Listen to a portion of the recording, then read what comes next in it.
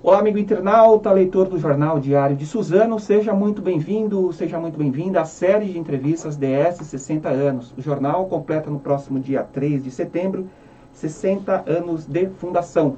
E estamos aqui na 9ª semana recebendo os profissionais que passaram aqui pelo Diário de Suzano e fizeram um pouco da história. Você pode participar dessa entrevista encaminhando sua mensagem no WhatsApp do Jornal Diário de Suzano, que é o 47456900, 47456900, ou, se você preferir, deixa a sua mensagem na própria live da página do Facebook do Diário de Suzano. Lembrando que essa entrevista está sendo ao vivo aqui no Facebook, mas você pode acompanhá-la também no canal do YouTube e no portal www.diariodesuzano.com.br, além do Instagram. Temos a honra e a satisfação de receber hoje aqui a jornalista Alessandra de Assis, que também é professora de História e Sociologia. Vai falar um pouco aqui da história dela aqui no Diário de Suzano, e também da história dela depois que ela saiu do Diário de Suzano. Alessandra, queria te agradecer, obrigado gentilmente você ter aceitado aqui o nosso convite. A gente sempre pede para o nosso entrevistado dar uma saudação para quem está nos acompanhando aqui no DS 60 anos. Obrigado mais uma vez. Boa tarde, Edgar, boa tarde a todos. É uma satisfação, um prazer, uma honra e uma responsabilidade fazer parte desse ciclo aí de entrevistas que marcam os 60 anos do Diário de Suzano. Espero poder contribuir com este momento e fazer parte também da história desse jornal que um dia me abrigou. Alessandra, eu vou olhar para você, olhar para o celular. Aqui já tem o pessoal mandando mensagem aqui. Então não é falta de educação, não. Estou olhando para você, olhando para cá. Por causa disso. A Márcia, já vou começar com as mensagens aqui. A Márcia Guerreira Dias, salve xerife. Falou para você aqui, ó. Pessoa fenomenal, sim. Alana Camargo, bom dia, Edgar e Alessandra, saudades, né? A Alana, a gente falou da Alana aqui. A gente acabou de falar da Alana. A Alana eu a chamo de minha vereadora, porque você tem uma pessoa que conhece muito da região do Alto Tietê e todos a conhecem, é a Alana Camargo. E Márcia Xerife, um abraço, saudades de você. Se eu aprendi a fazer a editoria policial foi graças aos toques, ao apoio e à força aí dada pela Márcia Dias. Você trabalhou junto com Trabalhamos duas, né? juntas no Diário de Mogi, trabalhamos juntas no Mogi News, e ela acabou passando o chapéu para que eu assumisse a editoria de polícia aqui na região. O Gustavo Coutinho, tá lindona, professora. Meus malacabados e malacabadas, aí deixem que chegarem. Obrigada pela força. Amo vocês. Alessandra, a gente vai começar pelo começo, então. Queria que você falasse o seu início aqui no Diário de Suzano. Você já tinha passagem para outros jornais, né? Quando você veio para cá, né? Queria que você comentasse como que foi a sua vinda para cá, para o DS. Eu fiquei na região quase 10 anos, porque eu fiz a UMC, a Universidade de Mogi das Cruzes, eu fiz jornalismo lá. E lá eu fiz algumas amizades, como a Marta Andréia Vicentim, que é da mesma turma que eu.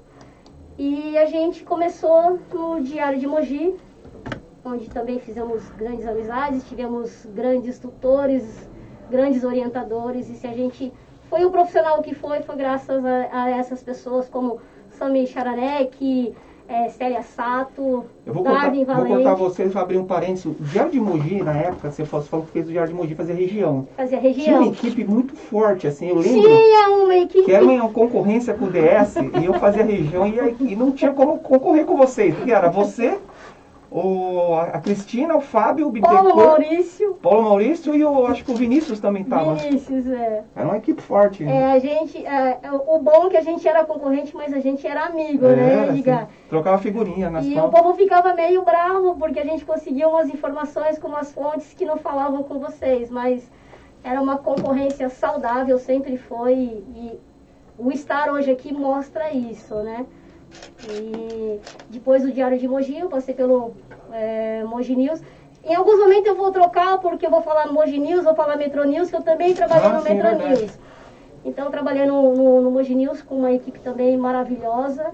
E depois da minha saída, eu fui meio que indicada pela Márcia Dias, a xerife, que eu a chamo de xerife. Ela falou assim, olha, acho que vai pintar alguma coisa no Diário de Suzano, não está?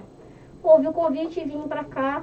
e a gente estreitou laços com algumas pessoas que faziam parte daquela... Você entrou para fazer polícia aqui? Já entrei para fazer polícia. Enquanto no Diário e no Hoje News eu fazia região e nos plantões a gente abraçava a polícia, aqui eu já vim para fazer polícia. Uhum. E tem muita matéria que você deve ter marcado a sua carreira aqui no Diário de Suzano. Claro, você fez muita notícia regional quando você estava no Diário de Mogi, que eu lembro bem. Mas aqui tem alguma matéria que você lembra assim, nossa, essa aí foi marcante. Eu até... E é diferente hoje, né, fazer polícia, né? Antigamente tinha que rodar as delegacias. Sim, a gente tinha que usar todos os DPs. E às vezes você fala assim, como assim não aconteceu nada em polícia, né? Mas tivemos alguns casos que eu acho que não foi marcante apenas para mim, mas para as pessoas que cobriram a editoria naquela época. E ontem veio até uma lembrança, foi o sequestro do seu Geotoco. Aí a gente marcou, e o Douglas Pires, ele viu a hora em que o helicóptero do seu Geotoco desceu, né? Ele estava abatido depois de alguns dias de cativeiro, e veio essa lembrança ontem no Facebook, né? O Douglas lembrando que ele jornalista, acabou sendo fonte das nossas entrevistas, e o Douglas na época, em função desse flagra, ele estava na hora certa, no lugar certo, apesar de não querer estar naquele lugar, ele queria estar lá em São Paulo, lá na capital, no DHPP, mas ele estava no lugar certo, na hora certa, e viu a chegada do seu Geotoco aqui. É do Márcio, né? Era o Márcio Geotoco. A gente tem a mania de tratar as pessoas como seu Geotoco, né? E teve também o caso dos skinheads de Mogi, né? Os carecas de Mogi, que eles jogaram o Cleiton, se eu não me engano. É verdade, esse caso você pegou também, né? Do trem, né? Uma das vítimas foi fatal, a outra, o rapaz, à época, ele teve amputação de um braço. Então isso foi muito marcante, porque num país como o nosso, miscigenado como o nosso, as pessoas serem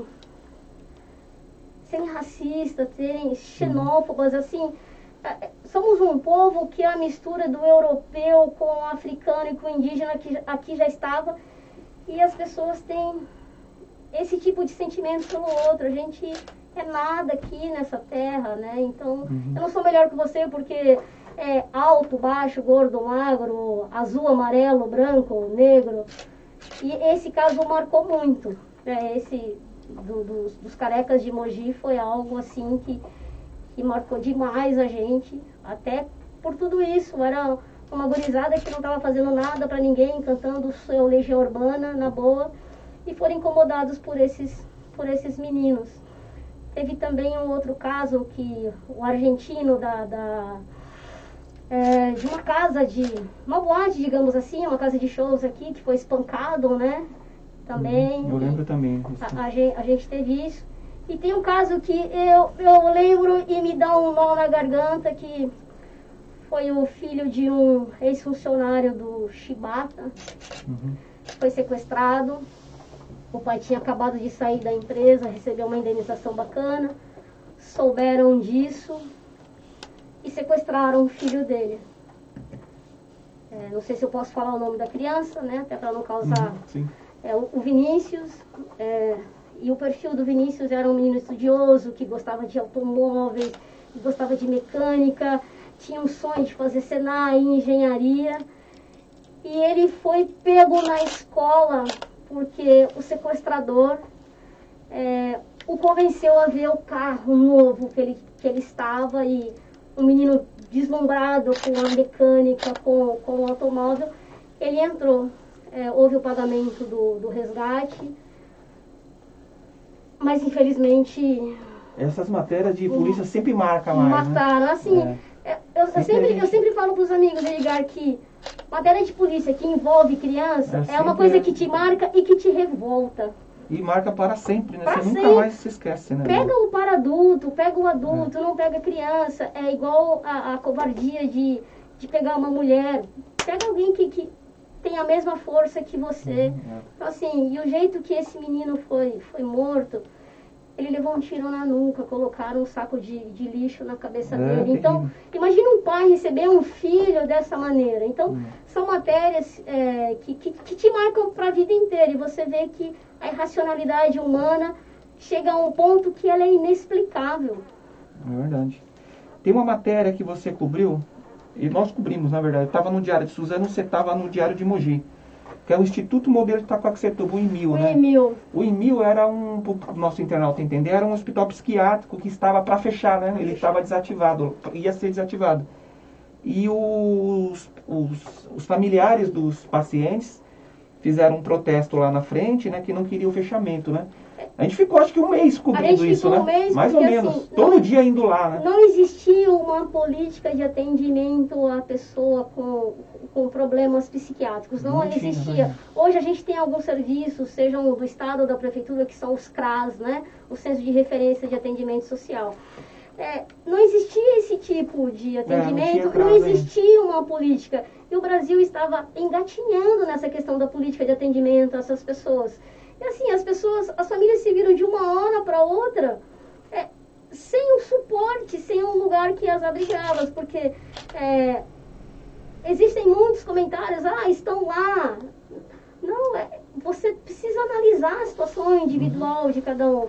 E o IMIL, ele fazia esse trabalho, porque eles tinham familiares lá que eram muito violentos e que em casa não tinham como ser bem cuidados. E foi uma batalha, a gente ficou lá um mês, né, Edgar? Os pacientes conheciam a gente já, né? A gente começou a frequentar o local como... E vieram colegas da imprensa de São Paulo e, assim, perceberam que foi uma matéria que não foi um dia, não foram 2 dias.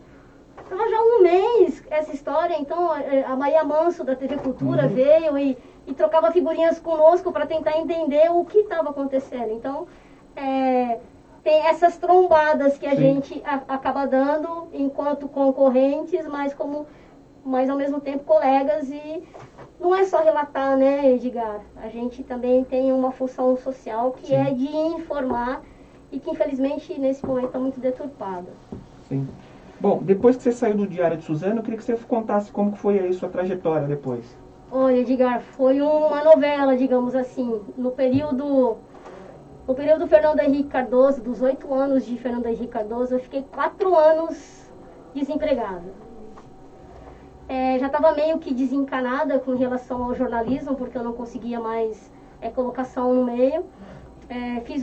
Comecei uma outra graduação. Nesse período eu fiz alguns freelas, eu trabalhei de assessoria para algumas marcas de cosméticos e de alimentos. Também fiz assessoria para a Shop. A Shop, ela tem um prêmio anual, que ela premia os bons serviços de shoppings do Brasil. É uma concorrência com uma outra entidade também nacional, mas a Shop, ela é a mais forte na área de shopping centers. Fiz alguns trabalhos para eles.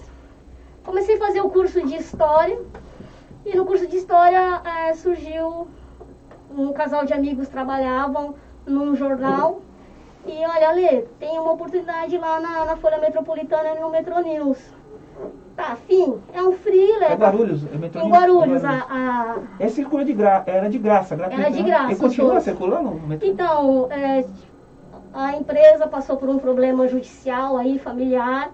E o nome, não existem mais. Não existe mais Folha Metropolitana, não existe mais Metro News há alguns anos. E era um freela para fazer o caderno de aniversário de Guarulhos. Eu saía da faculdade, ia para lá, era para ser um freela de 15 dias e que durou 4 anos. Comecei como freela na Folha Metropolitana e no Metro News, e quem não sabe, freela é quem não tem nenhum vínculo trabalhista com a empresa. E um mês depois eu já estava registrada, e o bacana da redação dos 2 jornais é que existia um plano de carreira, digamos assim. Então você era repórter 1, repórter 2, repórter 3, então você dava um gás para conseguir a sua evolução dentro da empresa, digamos assim. Daí eu fui para a editoria de cidades. Surgiu um projeto de caderno de educação. Como eu fazia história, acharam que era o meu perfil e assim, era maravilhoso escrever sobre educação. Era maravilhoso, maravilhoso, maravilhoso, maravilhoso. Era assim, um caderno que chegava nas minhas mãos, olha, Lê, tem esse prazo. A gente cumpria com prazer. Depois disso, me chamaram para a editoria de cidades e de, digamos, cultura. E eu era responsável aí pelos maiores cadernos dos dois jornais. Era uma loucura de sexta-feira, porque a gente tinha que fechar o jornal de sábado, de domingo e parte da segunda, porque o Metro News ele circula nas segundas-feiras. Tudo na sexta, isso? Tudo na sexta-feira. Chegava 2 horas da tarde na redação e saía 2 horas da manhã para acordar às 6, porque eu fazia pós às 8 na faculdade. Então, assim, foi um período muito bacana. A empresa começou a ter um declínio e há 13 anos teve um grande corte na empresa. Eu saí, fiz algumas provas, alguns concursos e passei para dar aula de História e Sociologia. E estou há 11 anos na escola que eu atuo atualmente. É na mesma escola que você está há 11 anos, né? Há 11 anos eu estou na mesma essa escola. Fica onde? Fica em São Miguel, Vila Curuçá, Zona Leste, divisa aqui, muito, muito próximo, tá? 12, 13 quilômetros daqui. Praticamente é perto de casa, 5 minutinhos de casa. É na vila onde eu fui criada, minha avó morava no entorno dessa escola, então meus pais me deixavam lá de manhã, me buscavam à noite. E digo que eu tô em casa. Você vai no mercado comprar um refrigerante, comprar uma bolacha, você encontra pai, daí você faz a reunião de pais lá no mercado, na fila do frios, na fila da carne, na fila do caixa, e é muito bacana. É minha casa. Legal. É minha casa. Alessandra, por que você decidiu estudar história, né? O jornalista é um pouco historiador, né? Queria que você falasse um pouco disso também. E até por exemplo, o Laurentino Gomes, ele é um jornalista historiador. Às vezes o pessoal da academia pode até criticar ele um pouco por ele ser jornalista, estar escrevendo história, mas ele mesmo já falou, poxa, eu estou escrevendo uns livros de história, por que vocês, historiadores, não fazem o que eu estou fazendo, né? Queria que você comentasse um pouco essa sua predileção pela história, se o jornalista é um pouco de história, e já emendar a terceira pergunta com o Laurentino. Vamos começar pelo último, né? Eu era umas que tinha alguns senões em relação ao Laurentino. Até que eu comprei o primeiro livro dele. E assim, é uma linguagem que eu curto muito. E ele não deixa a desejar em relação à academia. Ele não faz... ele não esconde as fontes que ele foi lá, ele bebeu. Então é um cara que tem esse cuidado de sim... Pode comprovar o que ele escreve, sim, e é isso mesmo. Assim, ele tem esse cuidado de apontar de onde ele tirou aquela informação. Ele romanceia algumas partes? Claro, é a função dele, ele é escritor, acima de tudo ele é um escritor. E nós, como jornalistas, somos escritores também. A nossa função do jornal diário é escrever sobre o fato, aquilo que está acontecendo. E você falou que o jornalista é um pouco historiador. Eu digo que o jornalista ele é um pouco historiador, ele é um pouco também advogado, porque ele tem que saber balancear, até porque o que a gente escreve e o que a gente fala pode salvar ou pode matar, né, Edgar? Sim. Então pode nos colocar para cima ou como pode nos derrubar. Então assim, a gente tem que ter essa pegada. E hoje eu consumo todos os livros do Laurentino. Eu acho que é uma boa fonte de estudo. Não pode ser a única, fato. Mas é uma boa fonte porque ele também aprendeu a respeitar o que a academia pede. Então, assim, você falou isso, onde eu vou tirar? Da onde você tirou isso? Ele coloca lá, e quando você pega o livro, qualquer dos livros que ele escreveu, as fontes, as referências bibliográficas dele são vastas. Então, assim, é um cara que ele debruça 3, 4, 5 anos para escrever aquela obra e escreve com propriedade. É uma linguagem que é gostosa, quem gosta de ler livro. Objetiva, né? Objetiva, ele romanceia, ele fala, digamos, os bastidores daquela história, e isso é muito bacana. Então eu não tenho Não sei não. Nós somos sim historiadores, por natureza, tanto que a gente está falando de coisa que a gente viveu, então a gente registra um pouco da história das outras pessoas, então a gente faz história também. E eu busquei história porque eu achava que eu nunca tinha aprendido história na escola, Edgar. E infelizmente eu nunca aprendi história. Eu aprendi a decorar data, decorar fato. Mas os processos históricos nunca nos foram explicados. Então eu estava de manhã, eu adoro rádio. E assim, estar aqui é como estar no rádio mesmo, esse estúdio é muito isso.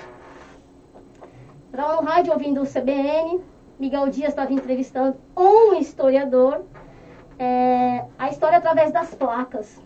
Então ele escreveu um livro de história com o nome das placas das ruas. Meu, que sacada foi essa? Incrível mesmo. Que sacada, o cara escreveu um livro que conta a história do nome, ó, quem foi Faria Lima, quem foi Brigadeiro Luiz Antônio, Joaquim Eugênio de Lima. Então assim, de onde o cara tirou isso? Foi fenomenal.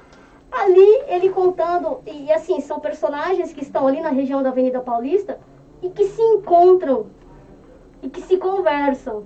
Falei assim, meu, decididamente eu vou fazer história. Tentei, a universidade que eu fiz, ela oferecia bolsas gratuitas. No primeiro ano estudei, não rolou. No segundo ano eu descobri que eu descobri na quinta, a prova ia ser no sábado. Eu falei, seja o que Deus quiser. Fiz, passei, entrei, e se pudesse ficava 3, 5, 6, 7 anos fazendo história. Fiz uma pós-graduação em História da Arte, em Arte e Educação, até para casar. E feliz com isso. Eu acho que as pessoas tinham que ter a oportunidade de fazer História, Jornalismo e Direito, que eu acho que é a próxima graduação que acaba se eu vou fazer. completando, né? Se completam, Totalmente. se completam. A Mariana Geraldo falando assim, ela faz história mesmo, né? Um coraçãozinho para você. Filha linda! Você fala que a nossa deficiência em história, assim, no caso, é por causa da grade curricular, ou não? O que você acha que, você hoje como professora da área, né?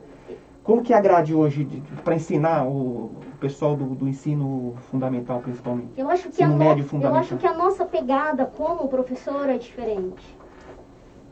Eu acabei de fazer 50 anos. Então, assim, a gente chegava nas... Gente, assim, revelações, né? 50 anos, eu fui da época que eu tinha a OSPB, Organização Social e Política Brasileira. Eu tinha educação moral e cívica na escola.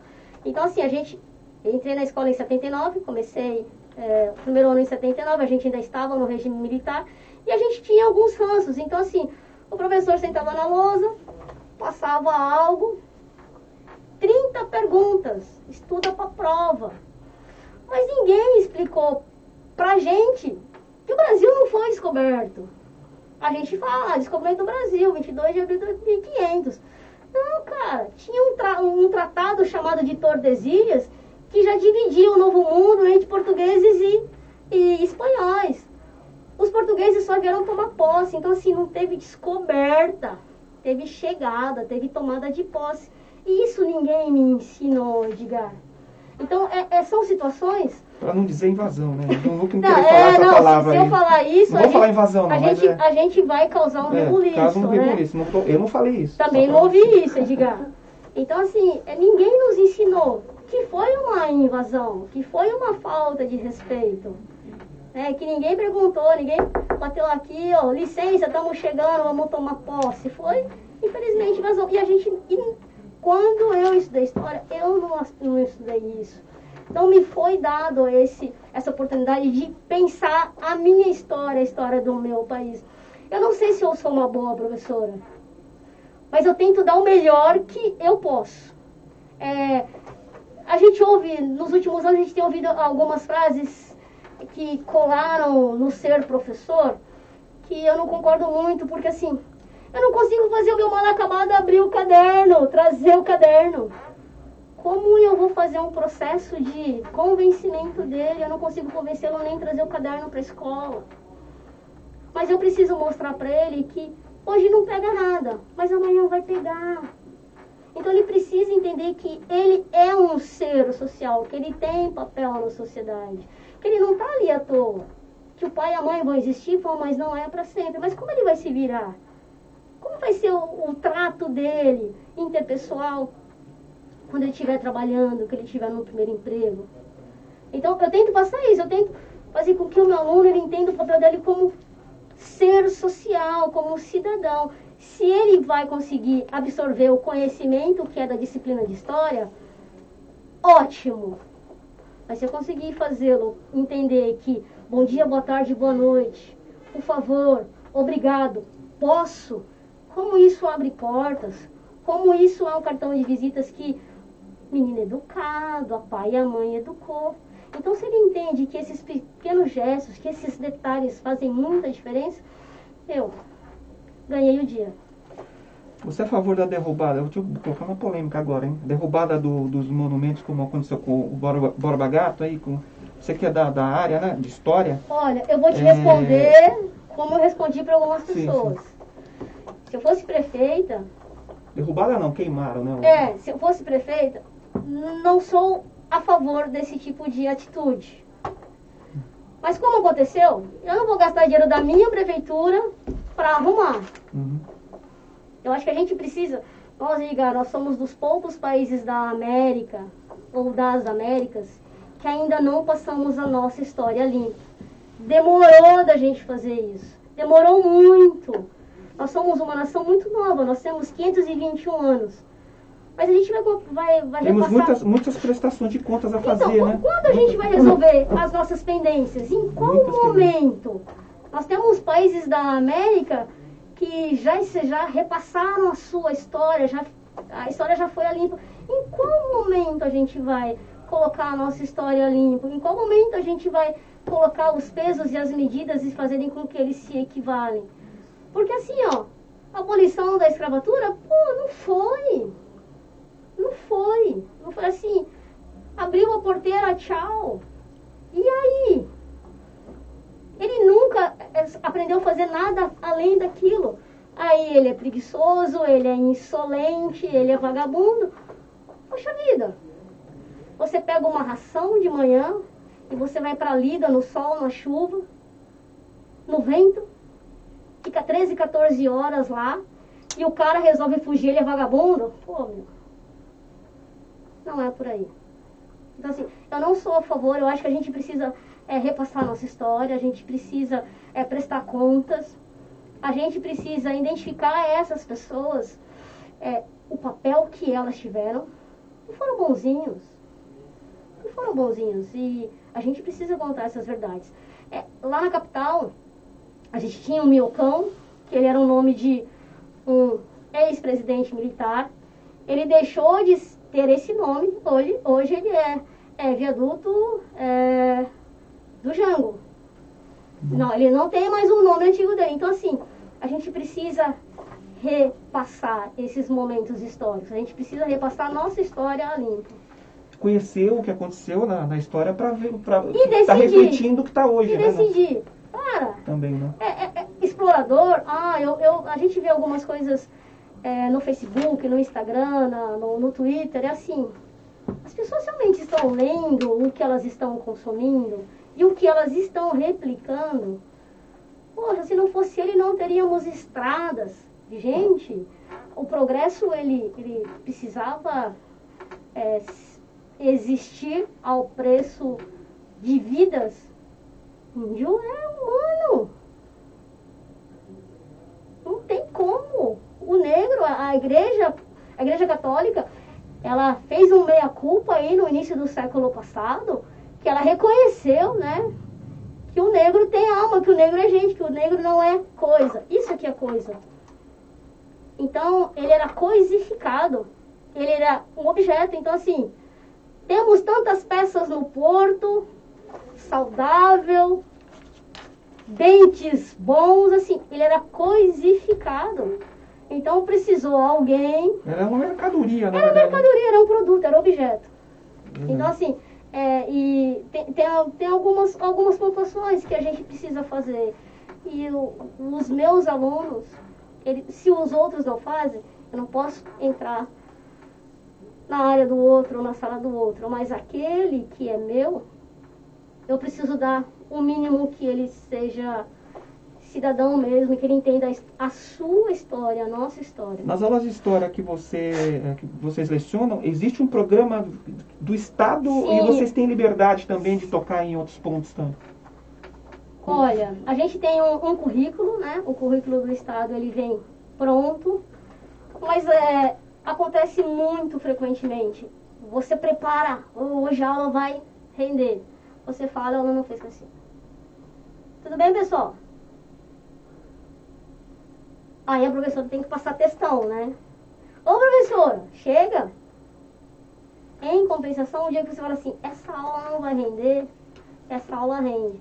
Mas tem um parêntese que precisa ser feito, Edgar. Às vezes você prepara uma aula, a aula tá bacana, mas você percebe que aquele aluno não tá legal. É um aluno que fala, um aluno que se expõe, é um aluno que tem um discurso bacana. A gente também precisa ter esse olhar. Perceber o momento que, olha, ô professora, a senhora só enrolou hoje. Não, eu não enrolei. Falar da sua vida, falar dos seus problemas, também é falar de história, também é tratar de sociologia. Porque hoje eu estou bem, mas daqui 5 minutos eu posso não estar. Ontem ele estava legal. E de repente o problema que ele está vivenciando é o problema do outro, só que o outro não fala porque tem vergonha. Vão chacotá-lo, entendeu? Dá muita discussão nas aulas, o pessoal tem... Qual que é uma dúvida que eles têm, assim, geralmente, quando você está trazendo um... Segunda Guerra Mundial e Adolf Hitler. Você explicar para o seu aluno que o partido nazista, ele não era socialista... Aí dá uma boa discussão. Então, mas professora, lá no nome nazi tem o socialista. Gente, não é esse social que a gente está falando. Não é esse socialista que a gente está falando. Então, assim, hoje o nível e o volume de informações, ele é enorme. Mas falta muito filtro. Falta muito filtro. Então, assim, você tem que falar, provar por A mais B que o nazismo aconteceu, o holocausto aconteceu, que aquela publicação... montada do site da Alemanha é fake. Pô, cara, isso dá muito trabalho. Como hoje existem criaturas que não acreditam que houve holocausto. Para mim é surreal, Edgar. Mas tem. Para mim é surreal de eu ter que ouvir na sala de aula que ele era bom. Ele era bom com quem? Com quem Adolf Hitler era bom? Para quem ele era bom? Qual era a finalidade dele? Então é muito complicado a gente estar no século XXI e ter que provar para o guri, para a guria que Adolf Hitler não é um cara bacana. Bastante, ainda mais hoje, né? Com essa... Existe uma polarização de narrativas gigante no país, né? Sim. Que influencia muito, né? Influencia para o bem, influencia para o mal, e a gente está numa onda de uns tempos sombrios que eu não imaginava que eu ia ser personagem da história desta maneira, Edgar. Eu não imaginava. Olha aqui.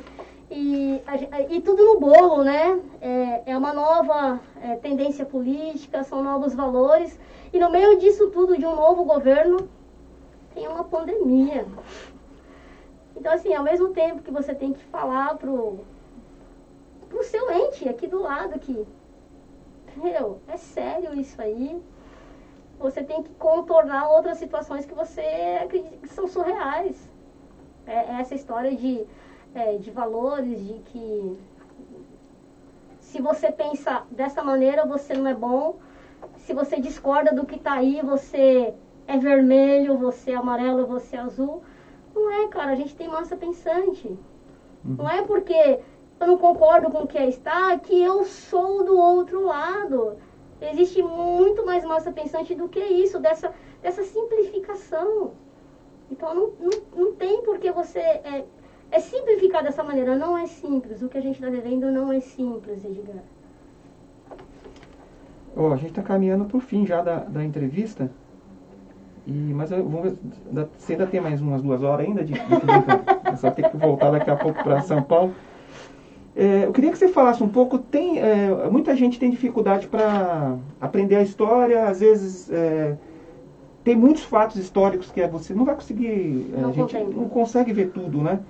Tem algum filme assim legal que você acha que você pode deixar para o nosso internauta de história? Você fala assim, esse filme você não pode deixar de assistir. Tem alguns, e assim, por favor, tirem os romances, né? E esqueçam que nós estamos falando de obra, e quando você fala de obra tem a liberdade do autor. E hoje a gente até falava em aula, eu subi numa aula hoje para ajudar um colega, e ele falava para os alunos assistir Olga. E eu ainda falei para os alunos, com você não, já vou contar o fim do filme. Eu não gosto de Luiz Carlos Prestes. Então, prestem atenção nesse personagem. Tem Olga, e um outro filme que foi lembrado essa semana, Estrelas Além do Tempo, que fala do pós-Segunda Guerra, né, que é o Guerra Fria, que são as mulheres da NASA, né, que elas, a gente pega um pouco da questão da segregação racial nos Estados Unidos, que é chocante, né? Estados Unidos e a África do Sul, você saber que século XX ainda as pessoas tinham que ter um passezinho para ir em tal lugar, que elas, se ela era negra, ela sentava só no fundo do ônibus, e você ter divisões assim, colors, né? Eles nem tinham a coragem de chamar de negros mesmo, colors e white, né? Então, e esse filme Estrelas Além do Tempo, ele conta um pouco dessa história, né? Eram chão de fábrica essas engenheiras, essas estudiosas da matemática, só que elas ficavam num lugar, no galpão a 2 quilômetros do escritório central, e foram elas que ajudaram a pôr o pezinho na lua. Então o filme conta um pouco disso, né? E isso é muito bom. Eu adoro Primeira e Segunda Guerra Mundial, tem cavalo de fogo, então tem muito filme bom, tem muito filme bom. Tem uma novela da Globo agora que novelinha das 18 e alguma coisa. Eu não vou lembrar o nome da novela, que eu tô meio por fora, mas tem... Nos Tempos do Imperador. Gente, você acha que contribui de alguma forma ou não, essas novelas? Diga, eu falo, se tem um personagem que me cativa na história do Brasil, é Pedro II. O horário é impróprio para eu falar o que eu penso, mas o pai dele foi, no mínimo, safado. E o do Pedro II tem aquela imagem, né, que era medroso, não sei o quê, que então não sabia direito. A gente precisa desconstruir alguns adjetivos em relação a Pedro II. É dorminhoco, preguiçoso. Imagine uma Parece ele comendo frango, guarda no... Esse é Dom João VI. Dom João VI, é o avô dele. O avô dele, né? Então, assim, é muito fácil você falar que o cara é preguiçoso, que ele era dorminhoco, numa cerimônia de beijamão de 10 horas, uma pessoa que é diabética. Eu tenho parente diabética na família, então, assim, ele não vai ter o mesmo pique que ele teve na primeira hora. Mas se a gente tem a conformação geográfica que nós temos hoje, foi em função de Pedro II. Se a gente tem alguns equipamentos como o Museu Histórico lá do Rio, que pegou fogo há 4 anos, foi em função de Pedro II. Nós tivemos um projeto do que é o IBGE, que foi colocado como na idade da pedra lascada, recentemente por um tal ministro, Instituto Brasileiro de História e Geografia lá no Rio. Então, assim, ele foi preparado para ser imperador do Brasil, diferentemente do pai dele, que só queria desfrutar do cargo. Mas eu digo que Dom Pedro I foi safado, não foi humano. Diga, você tem 2 filhos. Uhum. Você se vê indo embora e deixando um dos seus filhos com 5 anos, se vira, vai ter alguém aqui para cuidar de vocês? Não, claro que não, né? Ele já tinha perdido a mãe. O pai vai embora. Como você, por causa de poder, por causa de dinheiro, você abandona, porque foi abandonado, é uma criança de 5 anos. E vai tentar resolver a questão de herança familiar em Portugal, do outro lado do oceano. A gente não está falando de, ó, eu vou aqui em Guarulhos pegar um avião e partir para a Europa, mês que vem eu tô aí. A gente estava falando de uma viagem de navio e assim, nunca mais essa criança viu o pai, já não tinha mãe. Levou uma das referências que era a madrasta. E ser a figura histórica que ele foi, tem os seus percalços? Claro que tem. Mas ele tinha um caráter, uma retidão, ele acreditava nas suas decisões. Então, assim, e a gente falava antes de começar, é um dó saber que aquele cantinho maravilhoso do Uruguai, Colônia de Sacramento, não é mais Brasil. Eu tive lá 2 anos e que lugar é aquele? Que país é aquele? É uma coisinha desse tamanho lá no finzinho do mapa. Mas... Acho que é 5 milhões de habitantes que tem, né? 5 milhões de habitantes. Pouquinho. E Colônia de Sacramento não dá nem a capital de São Paulo. É um oásis. Não dá a capital de São Paulo. A capital de São Paulo hoje tem 15 milhões de habitantes. Então, assim, eu sou apaixonada por Pedro II. Eu acho que a história contribui. E voltando a lembrar, a liberdade de criação. Né? Eu acho que os processos que são narrados e são mostrados na novela, isso precisam ser levados em consideração, né? Ontem terminou com uma personagem, eu sei tudo de medicina, então assim, o senhor vai querer abrir mão de uma aluna como eu que sabe tudo, mas ela era uma mulher, e era um escândalo para a época, mulher querer algum tipo de instrução, né? Então eu acho que vale por esses processos, por esses fatos, e como a gente chegou ao que somos hoje. A novela começou pelo fim, que é 1891, e ela volta a partir de 1856, quando Solano Lopes, ele tenta dar um recado para Pedro II, olha, vamos invadir o Brasil. Então, uma boa dica, né? Para o pessoal assistir a novela. Eu acho bacana, eu recomendo. Bacana, né? Tem alguns... A conversa está tão boa, então a gente está acabando aqui, mas está tão boa a conversa, eu vou fazer mais 2 perguntas para você. Ok. Tem alguns historiadores que o pessoal cita, né? Por exemplo, a Mary Del Priore.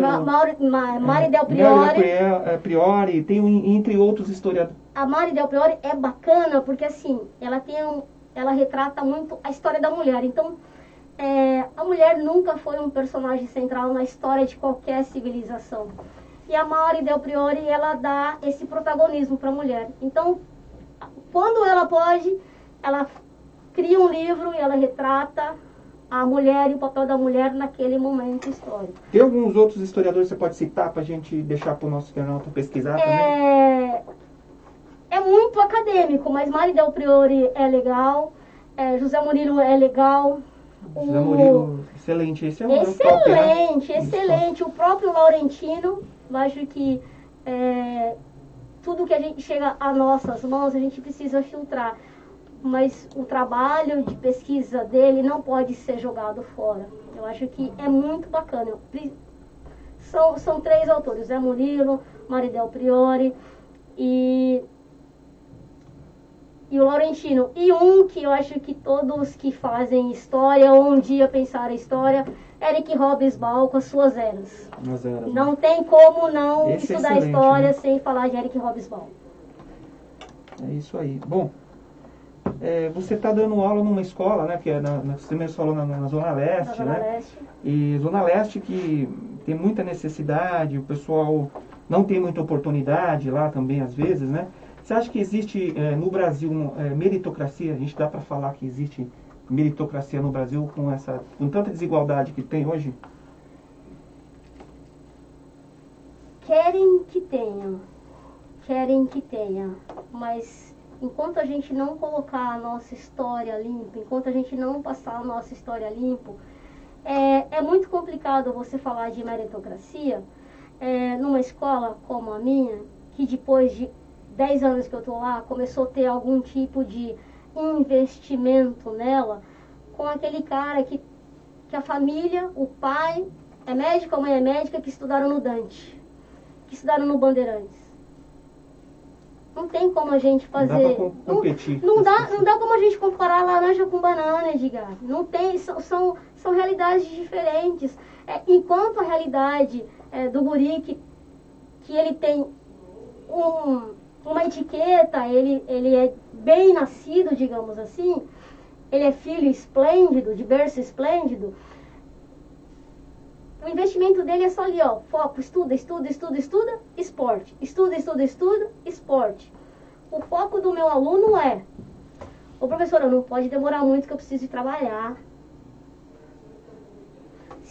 Poxa, demoraram, mudaram o horário, como eu vou chegar no meu trampo 3 horas da tarde? Trabalho lá na Zona Leste, tenho que atravessar a Marginal. Ô professora, eu estudo o dia inteiro, não tem escola aqui no bairro com aula noturna. Então como eu vou falar de meritocracia? São outras realidades, né? São. Numa sala de aula, você encontra realidades diferentes. Você encontra pelo menos 3 realidades diferentes numa mesma sala de aula. Imagine numa escola, tem 16 salas nos 2 períodos. São 32 realidades diferentes. Como você fala de meritocracia, sendo que o guri tem que ir para a praça para pegar o sinal do Wi-Fi. Como você fala de meritocracia, se no dia que o aluno veio, ou que ele foi na escola, não tem mais o kit do governo? Que eram 5 turmas, o governo mandou para 4. Às vezes ele sustenta até a família, ele vai estudar, né? E ainda mais nesse período que nós estamos vivendo de pandemia, em que a conformação familiar, ela mudou, porque o pai e a mãe perdeu o emprego, ó, filhão, você vai ter que dar uma força aí, pelo menos para se manter, ó, você mantendo as suas coisinhas, já ajuda o pai, já ajuda a mãe. Então é difícil você falar de meritocracia num país chamado Brasil, num país em que a realidade do meu aluno, que é de um bairro, é diferente da realidade do bairro que eu moro. Então não dá, a gente não é homogêneo. E as pessoas têm sonho de consumo com outros países. Olha, a realidade desse país, que é o seu sonho de consumo, é gritante também. Então você vai querer se aventurar? Você vai ser só mais um. Aqui você é brasileiro. Aí muita gente fala que, mas eu conheço, igual uma vez um colega falou, né? Eu conheço um pai que vendia, ele tinha um carrinho de cachorro-quente, e com o carrinho de cachorro-quente ele conseguiu fazer com que o filho dele cursasse a universidade. Só que aí a questão é a exceção, a gente não pode viver de exceções, né? Você concorda? Sim. A gente tem que ter, isso é uma exceção, vai ter muita gente lá da sua escola que vai conseguir, né, vencer como o outro de uma classe que tem maior poder aquisitivo, mas é exceção, né? A gente não pode viver de exceções. Né? Edgar, eu sou fruto do meio, né? Eu sou filha de pai taxista e mãe doméstica. Eu sou filha de pais que, em um determinado momento da vida deles, precisaram escolher entre ajudar a família e estudar. Ou a gente come, ou vocês estudam. Então, na cabeça do meu pai, eu acredito que essa foi a realidade do seu pai e da sua mãe, o meu filho tem que ser melhor que eu. E eu falo isso para os meus alunos. Nós temos que ser a evolução dos nossos pais. Então, o meu pai e minha mãe me deram tudo, pro bem e pro mal, eu sou essa pessoa que eu sou hoje. Não é culpa deles, é culpa minha mesmo. Mas tudo que eles puderam investir em mim, eles investiram. Mas é como você disse, exceção. Exceção, porque às vezes ele está afim de estudar. Ele não quer estudar, e às vezes o pai também não tem condições. Então a gente não pode achar que o pode ser o todo. Não tem Por como. isso que todos têm que ter a mesma oportunidade. Todos têm que ter. Senão Então, não vai. meritocracia hoje no Brasil é um embuste, é conversa para boi dormir, e isso não dá. Não dá, nem todos têm as mesmas condições. Isso não é papo de socialista, tá? Então daqui a pouco vamos falar. É realidade. Ó, a Priscila Neves está falando, adorei a entrevista, estamos acabando, Alessandra, obrigado pela sua presença, por essa aula que você deu aqui pra gente, muito bacana a conversa. Aí eu queria que você deixasse uma mensagem final para a gente encerrar o nosso bate-papo, valeu mesmo. Agradeço a você, Edgar, pelo convite, a direção aí do Diário de Suzano, a todos que nos acompanharam, ganharam ou perderam esse tempinho aqui conosco. Obrigado aí pela confiança de fazer esse convite. Espero que a gente tenha contribuído de alguma forma, que tenha acrescido em algo para quem nos acompanhou. A troca é sempre importante. Eu acho que sempre fica algo. Então, se eu falei alguma bobagem, filtrem, mas ficam com o bom. né? A gente está num momento tão ruim que a gente só pega o que é ruim. E se a gente for fazer um exercício aqui, quantos momentos bons ou felizes você teve? A gente sabe que teve muitos, mas a gente faz questão de lembrar do momento ruim. Então vamos lembrar das coisas boas. Eu espero que tenha contribuído de alguma forma e acrescido aí nesse ciclo de entrevistas que vocês estão fazendo. E mais uma vez, parabéns aí ao jornal que completa seus 60 anos neste ano. O Davidson Matos colocou aqui, ó, encerraram com chave de ouro, que conversa, entrevista boa. Obrigado pro os fãs, os meus fãs atuais e ex-fãs da escola. Meninos, obrigada aí. Agradeço a direção da minha escola, lá da Yeshin Kishagari, e aos meus mal acabados e mal acabadas. E eles perguntam, né, por que mal acabados e mal acabados? Porque a gente nunca está formado, a gente nunca está totalmente acabado. O dia que a gente falar que está totalmente acabado, escovia, por isso que a gente é mal acabado. É isso aí. Obrigado mais uma vez, Alessandra. Obrigada, Edgar. Queria agradecer você, amigo internauta, que participou conosco dessa entrevista e que nos verá também no canal do YouTube. Até o próximo vídeo, um abraço a todos.